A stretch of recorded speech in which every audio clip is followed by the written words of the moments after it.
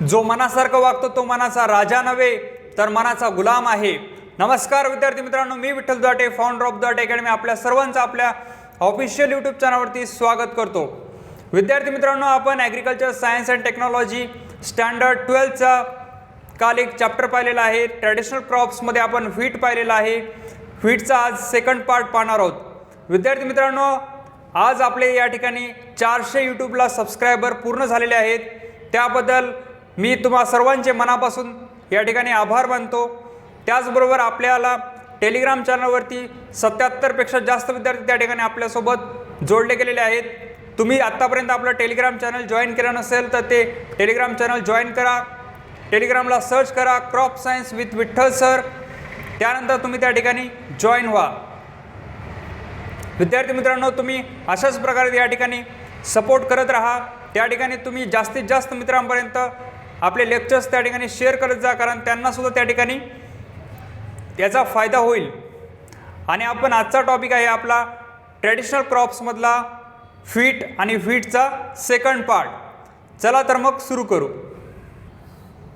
Last लेक्चरमध्ये आपण पाहिलं होतं त्याचा बॉटॅनिकल नेम, त्याची फॅमिली, ओरिजिन, त्याच्यानंतर त्याचे युजेस काय काय आहेत, त्याला सॉईल कशा प्रकारची लागते, त्यानंतर आपण पाहिलं त्याच्यामध्ये क्लायमेट कशा प्रकारचं लागतं, त्याचबरोबर आपण पाहिलं प्रिपरेटरी टिलेज म्हणजे जमीन तयार कशी करायची, त्यानंतर सोईंग सीझन कधी पेरणी करायची आणि त्याचा टायमिंग काय आहे, त्यानंतर आपण पाहिलं sowing methods, drilling method, broadcasting method, त्यानंतर आपण त्याच्यामध्ये स्पेसिंग पाहिली, त्याची डेप्थ पाहिली, त्यानंतर आपण पाहिलं त्याच्यामध्ये सीड ट्रीटमेंट कशी करायची, कशासोबत सीड ट्रीटमेंट करायची, त्याचबरोबर आपण पाहिलं व्हरायटीज, कुठल्या व्हरायटी चांगल्या आहेत त्या ठिकाणी, त्याचबरोबर आपण त्याच्यानंतर पाहिलं होतं मॅन्युअल्स आणि फर्टिलायझर्स, किती खत द्यायचं, कशा प्रकारे द्यायचं, सोईंगच्या टाईमला अर्ध द्यायचं, नंतर अर्ध द्यायचं, त्याचबरोबर आपण पाहिलं इरिगेशन, पाणी कसं द्यायचं, महत्त्वाच्या स्टेजेस काय आहेत, त्याचबरोबर आपण त्याच्यामध्ये पाहिलं होतं की रेनफेडला पाणी किती द्यायचं आणि इरिगेटेडसाठी किती पाणी द्यायचं।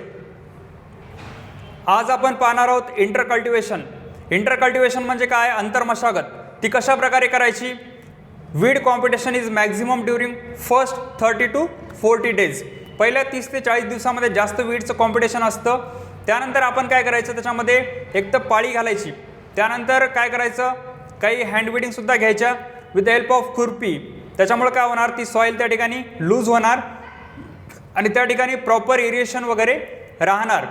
किंवा त्या ठिकाणी आपण काय करू शकतो, विडीसाईड त्या ठिकाणी फवारू शकतो। त्याच्यामध्ये कुठल्या हर्बिसाईड त्या ठिकाणी वापरू शकतो, आयसोप्रोट्यून, पेंटाझोन, त्यानंतर मेटासल्फॉन, अशा प्रकारच्या त्या ठिकाणी हर्बिसाईड आपण वापरू शकतो। त्याच्यामुळे ते काय होतं, कंट्रोलमध्ये येतं। त्यानंतर आपण पाहू त्याच्यामध्ये क्रॉप रोटेशन। क्रॉप रोटेशन कसं करायचं, म्हणजे क्रॉप रोटेशन म्हणजे नेमकं काय असतं, तर आलटून पालटून पिकं घेणं, एकच पीक दरवर्षी न घेणं एकाच जमिनीमध्ये। त्या ठिकाणी त्याच्या ऐवजी आपण काय करायचं, यावर्षी मूग घ्यायचं, त्याच्यानंतर उडीद, सोयाबीन, त्यानंतर खरीप पीक किंवा रब्बी, असे वेगवेगळे त्या ठिकाणी पिकं घेत जायचे। त्याबरोबर पॅडी, बाजरा, ज्वार, मेज, त्यानंतर हे खरीपमध्ये घ्यायचे आणि रब्बीमध्ये आपण व्हीट घ्यायचं। त्यानंतर ग्राउंडनट, सिसॅमम खरीपमध्ये घ्यायचं आणि रब्बीमध्ये व्हीट घ्यायचं। अशा प्रकारे त्या ठिकाणी आपण आलटून पालटून पिकं घ्यायचे। त्यामुळं काय होतं, एकतर जमिनीचं न्यूट्रिएंट लेवल त्या ठिकाणी प्रॉपर राहतं, त्यामुळे आपलं उत्पन्नसुद्धा वाढतं। त्यानंतर आपण पाहू त्याच्यामध्ये इंटरक्रॉपिंग, आंतरपीक कुठले कुठले घ्यायचे, तर आपण व्हीटसोबत घेऊ शकतो मस्टर्ड, त्याचबरोबर पोटॅटो, ग्राम, पी, असे त्या ठिकाणी आपण आंतरपिकंसुद्धा घेऊ शकतो। त्यानंतर आपण आज पाहू त्याच्यामध्ये प्लांट प्रोटेक्शन, सगळ्यात महत्त्वाचा पॉईंट, त्याच्यामध्ये पेस्ट कुठले त्या ठिकाणी पडतात आणि त्यांना कंट्रोल कशा प्रकारे करायचं। त्याच्यामध्ये फर्स्ट पेस्ट आहे व्हाईट अँट। व्हाईट अँटला दुसरं नाव काय, टर्माइटसुद्धा म्हणतो आपण त्याला। त्याचं नेचर ऑफ डॅमेज काय आहे, this pest lives hidden underground and feed on the developing roots. ते काय करतं, जमिनीच्या खाली त्या ठिकाणी लपून राहतं आणि जे काही डेव्हलपिंग रूट्स आहेत आणि स्टेम आहेत त्याच्यावर अटॅक करतं आणि ते काय करतं, causes wilting and drawing of plants. ते विल्टिंग त्या ठिकाणी फॉर्म करतं। विल्टिंग करणं म्हणजे त्या ठिकाणी काय होतं, खालच्या साईडनं रूट्स काळी पडायला लागतात आणि ते ड्राय होतात। त्याला कंट्रोल करायचं असेल तर काय करायचं, locate the termitoria and destroy it by digging or fumigation. एक तर डिगिंग करायची किंवा फ्युमिगेशन करायचं, किंवा काय करायचं त्याच्यामध्ये ड्रिलिंग इन 5% अल्ट्रीन ऑर हेप्टाक्लोर याच्यासोबत त्या ठिकाणी आपण 65 किलो घ्यायचं आणि त्या ठिकाणी त्याचं फ्युमिगेशन करून टाकायचं. किंवा आपण काय करायचं स्प्रेइंग करायची क्लोरोपायरिफॉससोबत 20 EC. त्यामुळे सुद्धा हे त्या ठिकाणी कंट्रोलमध्ये येतं. तुम्ही पाहू शकता हे टर्माइट्स कशा प्रकारचं आहे. हे जमिनीच्या खाली राहतं, रूट्सवर अटॅक करतं, त्या ठिकाणी विल्टिंग फॉर्म करतं आणि आपल्या पिकाचं नुकसान करतं. नेक्स्ट आहे त्याच्यामध्ये कटवर्म. आता कटवर्म कशा प्रकारे अटॅक करतो, त्याचा नेचर ऑफ डॅमेज आहे the caterpillar live hidden under the soil. ते काय करतं सॉईलमध्ये त्या ठिकाणी दिवसा राहतं आणि रात्रीच्या टाईमला त्या ठिकाणी काय करतं फीड करतं. कशावर फीड करतं प्लांट ते, आणि त्याच्यावर फीड केल्यामुळे काय होतं रात्रीच्या टाईमला त्याचा अटॅक होतो आणि ते आपल्याला समजत नाही. पण त्याला कंट्रोल करायचं असेल तर काय करायचं 5% अल्ट्रीन पावडर @ 125 किलो पर हेक्टर सोबत त्या ठिकाणी आपण अप्लाय करायचं आणि त्यामुळे हे कंट्रोलमध्ये येतं.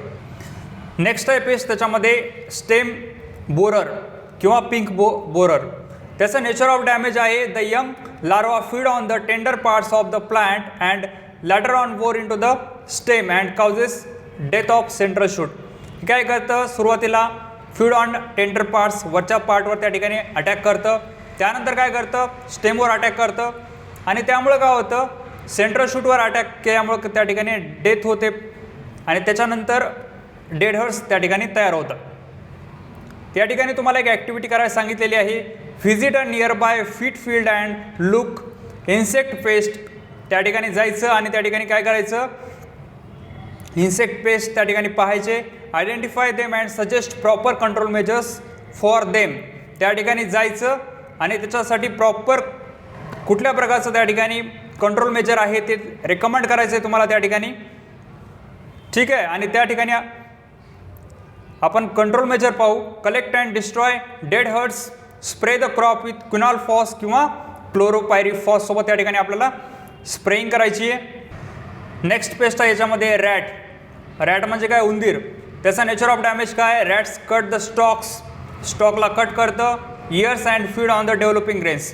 त्याच्या इयर्सवर आणि डेव्हलपिंग जे काही ग्रेन्स आहेत त्याच्यावर ते त्या ठिकाणी अटॅक करतं.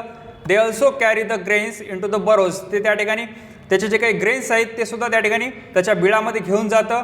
The damage is equally serious in threshing and godowns. ज्यावेळेस थ्रेशिंग करतो त्यावेळेस सुद्धा त्या ठिकाणी आपल्याला डॅमेज होतो. त्याचबरोबर ज्यावेळेस आपण त्या ठिकाणी गोडाऊनमध्ये साठवण करतो त्यावेळेस सुद्धा याचा अटॅक होतो. त्यामुळे सुद्धा आपला यील्डमध्ये त्या ठिकाणी लॉस होतो. तर याला कंट्रोल करायचं असेल तर काय करायचं मेकॅनिकल मेथड आहे. त्याच्यामध्ये एकतर हंटिंग करायची, शिकार करायची, ट्रॅपिंग करायची, जाळ्यामध्ये पकडायचं किंवा फ्लड इरिगेशन त्या ठिकाणी द्यायचं. फ्लड इरिगेशन किंवा आपण त्याच्यानंतर काय करायचं अल्ट्रासोनिक साऊंडसुद्धा त्या ठिकाणी आपण वापरू शकतो. त्याचबरोबर केमिकल मेथड आहे त्याच्यामध्ये use of zinc phosphide and Celphos tablet is very effective. Zinc tablet त्या ठिकाणी आपण किंवा सेल्फॉस टॅबलेट त्या ठिकाणी वापरू शकतो. त्यामुळं काय होतं ते त्याच्या शरीरामध्ये गेल्यामुळे त्या काय होतं ब्लड क्लॉटिंग होते आणि ते त्या ठिकाणी त्याची डेथ होते. त्यानंतर आहे डिसीजेस. आता याच्यामध्ये डिसीजेस कुठले कुठले आहेत आणि त्यांना कंट्रोल कशा प्रकारे करायचं. फर्स्ट डिसीज आहे त्याच्यामध्ये फीट रस्ट. फीट रस्ट कशा प्रकारे अटॅक करतो. There are 3 types of rust. 3 प्रकारचे रस्ट आहेत. येलो और स्ट्रीप रस्ट. त्याचा सिम्पटम कसा आहे small yellow spot forming stripes appear on the leaves which later on turn black. यामध्ये काय होतं येलो कलरचे स्पॉट त्या ठिकाणी फॉर्म व्हायला लागतात आणि नंतर त्या ठिकाणी ते ब्लॅक कलरमध्ये कन्वर्ट होतात. तुम्ही पाहू शकता इमेजमध्ये कशा प्रकारे त्या ठिकाणी येलो कलरचे त्या ठिकाणी स्ट्रिप्स फॉर्म झालेले आहेत. त्यानंतर ते काही दिवसानंतर ब्लॅक कलरमध्ये कन्वर्ट होतात. त्याच्यानंतर नेक्स्ट पेस्ट आहे ब्लॅक ऑर स्टेम रस्ट. त्याचा सिम्पटम काय आहे reddish brown to dark brown spots appear on the leaves. तुम्ही पाहू शकता रेडिश ब्राऊन ते brown spots appear on the leaves त्या ठिकाणी फॉर्म झालेले आहेत. आधी सुरुवातीला त्या ठिकाणी रेडिश ब्राऊन तयार होतात, त्याचे कन्वर्ट होतं त्या ठिकाणी डार्क ब्राऊनमध्ये. Later on this spots turn black. त्याच्यानंतर ते ब्लॅक कलरमध्ये त्या ठिकाणी टर्न होतात. त्यानंतर grains are shrivelled and lighter in weight. त्यामुळं काय होतं ग्रेन्सचं वेट त्या ठिकाणी खूप कमी होतं तुम्ही इमेजमध्ये पाहू शकता कशा प्रकारे त्या ठिकाणी अटॅक झालेला आहे.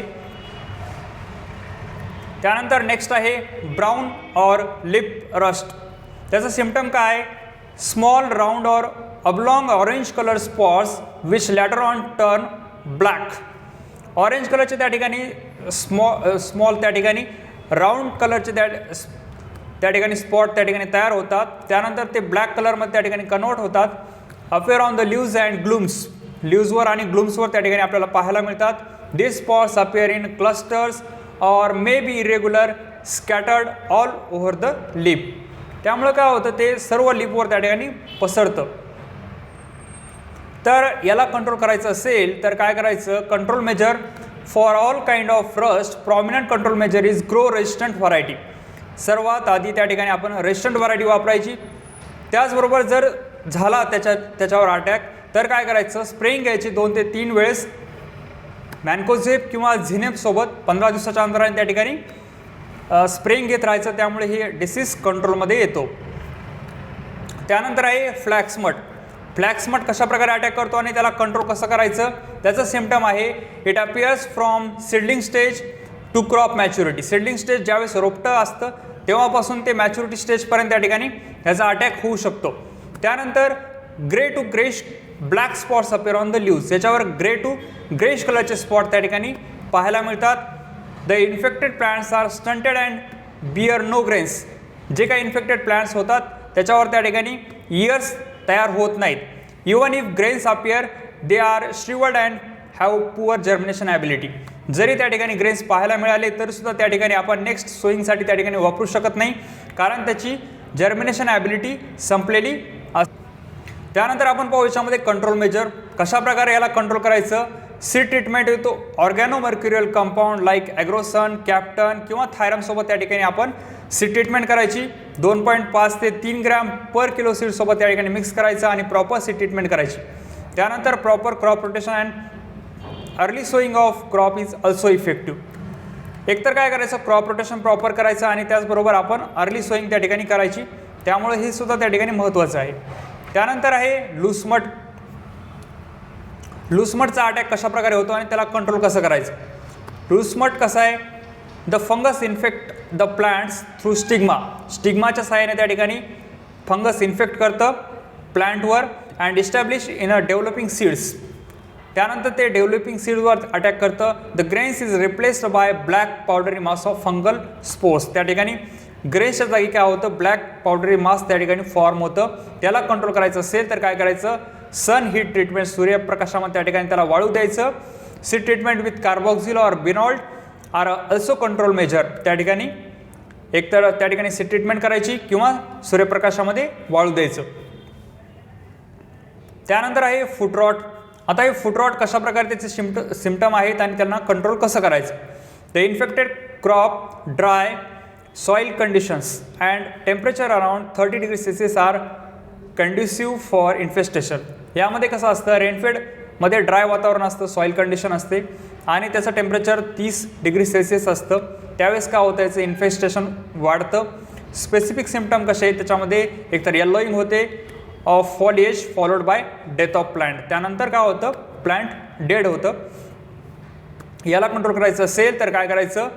Grow resistant varieties and seed treatment with organo mercurial compound like Agrosan, thiram etcetera are the effective control major.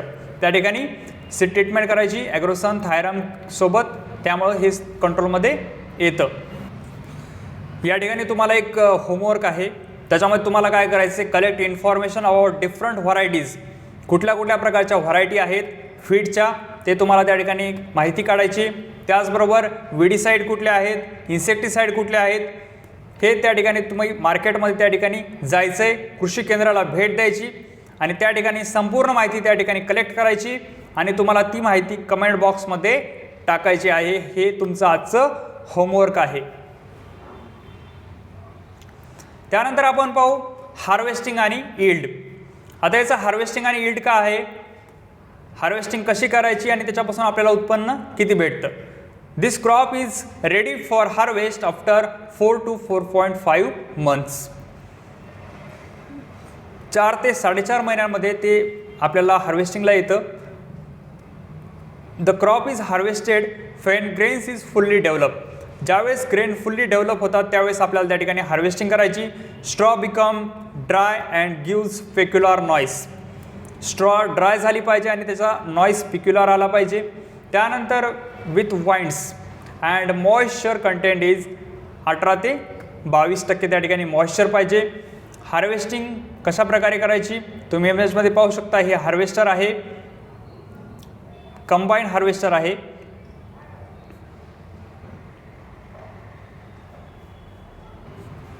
Harvesting is done by cutting the plant close to the ground level with sharp sickle. सिकलच्या सहाय्याने त्या ठिकाणी आपल्याला ground लेवलपासून त्या ठिकाणी plant cut करायचं आहे. त्यानंतर काय करायचं आपल्याला plants are tied in to the bundles. त्या ठिकाणी बंडल्समध्ये त्या ठिकाणी प्लांट्स टाईड करायचे आहेत. त्यानंतर सूर्यप्रकाशामध्ये वाळू द्यायचे आहेत. त्यानंतर काय करायचं आपल्याला सनिट and taken to the threshing yard. त्यानंतर आपल्याला थ्रेशिंग यार्डमध्ये त्या ठिकाणी घेऊन जायचे. त्यानंतर threshing is done by trampling the.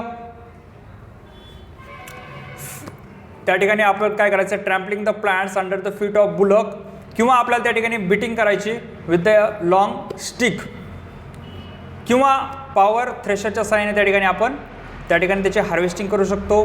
सध्या आपल्याला मेकॅनिकल त्या ठिकाणी अवेलेबल आहे कंबाईन हार्वेस्टर, हे आपण त्या ठिकाणी वापरू शकतो. त्यानंतर त्याचं grain is dried to the about 12% moisture. 12% moisture होईपर्यंत त्या ठिकाणी आपल्याला ग्रेन त्या ठिकाणी वाळू द्यायचे. त्यानंतर the grains is stored in the metallic beans. एक त्याला मेटॅलिक बीन्समध्ये त्या ठिकाणी स्टोअर करायचं किंवा अर्धन पॉटमध्ये त्या ठिकाणी स्टोअर करायचं. त्याचबरोबर gunny bags and place in godowns. त्या ठिकाणी आपण गनी बॅग्समध्ये त्या ठिकाणी जमा करायचे आणि त्या ठिकाणी गोडाऊन्समध्ये त्याची साठवणूक करायची. त्याचं आपण उत्पन्न पाहू आता किती त्याच्यामध्ये उत्पन्न येतं. त्याचं उत्पन्न आहे रेनफेडचं उत्पन्न आहे 6 ते 9 क्विंटल पर हेक्टर. त्याचं इरिगेटरचं उत्पन्न आहे 25 ते 40 क्विंटल पर हेक्टर. त्यानंतर मेक्सिकन व्हरायटीचं उत्पन्न आहे 40 ते 50 क्विंटल पर हेक्टर. एवढं त्या ठिकाणी उत्पन्न आहे. विद्यार्थी मित्रांनो, आज 21 डिसेंबर, आजपासून त्या ठिकाणी आपली बॅच सुरू झालेली आहे. तर त्या बॅचमध्ये तुम्हाला काय काय भेटणार आहे, लाईव्ह लेक्चर्स भेटणार आहेत. त्याचबरोबर तुमचे रेकॉर्डेड लेक्चर्ससुद्धा त्या ठिकाणी भेटणार आहेत. लाईव्ह लेक्चरमध्ये आपण समोरासमोर असू. त्या ठिकाणी तुम्ही मला त्या ठिकाणी सर्व प्रश्न विचारू शकता आणि त्या ठिकाणी तुमचे डाऊट क्लिअर करू शकता. आणि रेकॉर्डेड लेक्चर म्हणजे काय, तर एखाद्या वेळेस तुमचं लेक्चर मिस झालं तर त्या ठिकाणी तुम्हाला त्या ठिकाणी त्या लेक्चरचं रेकॉर्डिंगसुद्धा भेटणार आहे. त्याचबरोबर आपण प्रत्येक टॉपिकवर त्या ठिकाणी तुमची एक्झाम घेणार आहोत. आणि त्याचबरोबर आपलं टार्गेट आहे 100 पैकी 100 मार्क्स मिळवणं. विद्यार्थी मित्रांनो, तुम्हीसुद्धा त्या ठिकाणी 100 पैकी 100 मार्क्स मिळवू शकता. त्यानंतर आपली बॅच आहे फक्त 30 विद्यार्थ्यांसाठी. ऑलरेडी त्यामध्ये 21 विद्यार्थी त्या ठिकाणी जॉईन झालेले आहेत. तुम्ही आत्तापर्यंत जॉईन झाला नसाल तर लवकरात लवकर त्या ठिकाणी जॉईन होऊ शकता. त्यानंतर आपण बोर्डाच्या एक्झाम त्या ठिकाणी घेणार आहोत. त्याच्यामध्ये तुमच्या 10 बोर्डाच्या त्या ठिकाणी एक्झाम होतील आणि त्याचं इव्हॅल्युएशन करून सुद्धा त्या ठिकाणी तुम्हाला भेटणार आहे.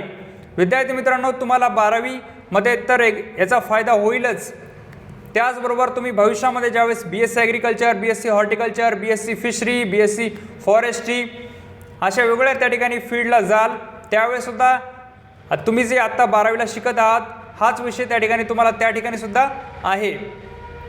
तुम्हाला जर बेस पक्का करायचा असेल आणि तुम्हाला जास्तीत जास्त मार्क मिळवायचे असतील तर तुम्ही आपली बॅच जॉईन करू शकता. तर ही बॅच जॉईन करण्यासाठी त्या ठिकाणी तुम्हाला फीस आहे. 11वी आणि 12वी कंप्लीट तुम्ही करणार असाल तर त्या ठिकाणी तुम्हाला फीस आहे 4,999. जर तुम्ही 12वीसाठी करणार असाल फक्त तर त्या ठिकाणी तुम्हाला फीस आहे 3,999. त्यानंतर तुम्ही 11वीसाठी करणार असाल तर त्या ठिकाणी तुम्हाला फीस आहे फक्त 2,999. परंतु विद्यार्थी मित्रांनो, तुम्हाला त्या ठिकाणी एवढी फीस भरायची गरज नाही आहे. तुम्हाला 24 तासासाठी मी एक ऑफर देत आहे. त्या ऑफरमध्ये तुम्हाला 20% त्या ठिकाणी ऑफ आहे. 20% ऑफ आहे आणि तुम्हाला त्या ठिकाणी फक्त 3,999 एवढी फीस त्या ठिकाणी भरायची आहे फक्त. त्यानंतर तुम्ही जर 12वीसाठी करणार असाल तर तुम्हाला फीस आहे फक्त 2,999. त्यानंतर तुम्ही 11वीसाठी करणार असाल तर तुम्हाला फीस आहे 1,999.